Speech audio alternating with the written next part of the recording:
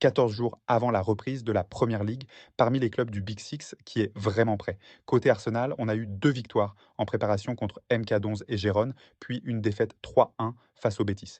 Le principal problème est que 9 joueurs ne sont pas encore revenus de la Coupe du Monde et même la recrue phare Guimarães n'a pas encore foulé le centre d'entraînement. Les Gunners semblent donc en retard pour la reprise.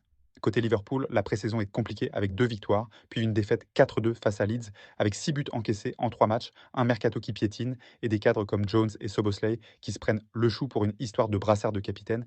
On a connu des préparations plus sereines. Chez Chelsea, c'est compliqué avec des défaites à Tottenham et contre la Juventus. On a quand même vu de premières belles séquences dans le jeu. Mais entre un mercato XXL avec beaucoup de mouvements et un dispositif tactique complexe à assimiler sous Alonso, c'est trop d'excitation en peu de temps. Je pense que les premières semaines seront un peu difficiles pour les Blues jusqu'à ce que les principes d'Alonso commencent à infuser. À Manchester United, ça semble déjà très solide, avec récemment 2 belles victoires en pré-saison, 5-0 à Rosenborg, puis 2-1 contre l'Atlético Madrid. L'équipe de Michael Carrick monte en puissance et s'appuiera sur une vraie continuité avec l'année passée. Pour moi, United, c'est la seule équipe qui sera vraiment prête dès le jour 1. Pourtant, c'est bien Tottenham qui affiche le meilleur bilan du Big Six en préparation avec 3 victoires et un nul.